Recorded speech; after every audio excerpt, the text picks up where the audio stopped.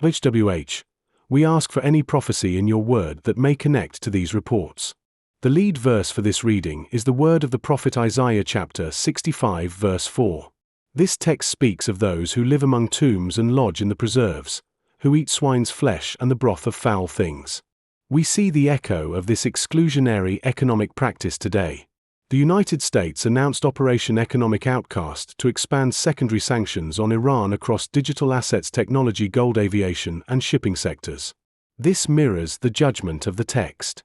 A Damascus court sentenced a former Grand Mufti to life in prison for inciting civil war and complicity in intentional killing under the Assad regime, while the United States removed Syria from its list of state sponsors of terrorism after a congressional review period. We see nations enforcing covenant boundaries through legal judgments.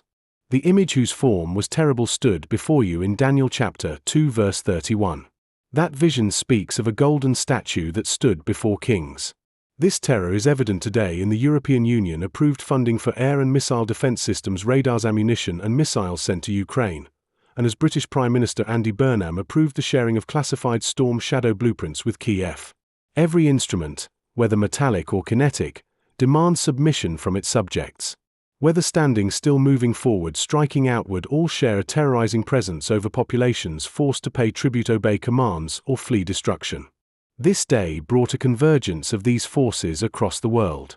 In Beijing, Indian and Chinese officials held talks on territory questions as Yemen's Houthis claimed a missile strike on a tanker in the Red Sea and an unidentified projectile struck an oil tanker off Oman. A tornado struck Pomas in southwestern France, injuring dozens.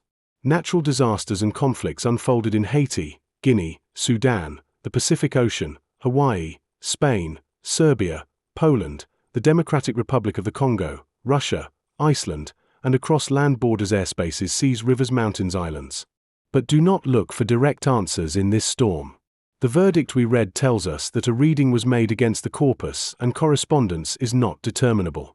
The statistical analysis scores these events by section. A reading of this nature does not verify any event here, nor does it answer what will happen next, only that the text speaks with a strong voice to specific markers of covenant breach and judgment. We therefore return to the word of the prophet. As the drawn text has no support for these natural events, we say plainly that there is no direct correlation. However, the text stands in strength against the sanctions and military movements as they reflect Isaiah's warning of exclusion and Daniel's vision of terror. John chapter 20 verse 27 gives us a word for this hour. Then he said to Thomas, "Reach here your finger and see my hands, and thrust it into my side. Be not faithless but believing." We hold to this truth when the patterns of the nations move against one another like the ram of installation mentioned in Exodus chapter 29 verse 22. The text carries these markers of covenant religion and conflict, and it does so in its own vocabulary. The answer to the question brought before you today is that while the text does not correspond to every event occurring across the globe, it does speak to the spirit of the sanctions and the terror of the military imagery we see unfolding. The verdict confirms an anomaly, and we receive this witness as a call to remain steadfast in faith.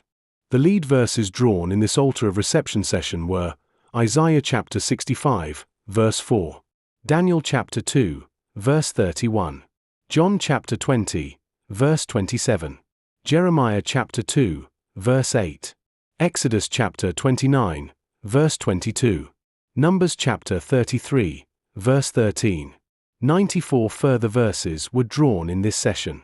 This concludes today's interpretation at the altar of reception.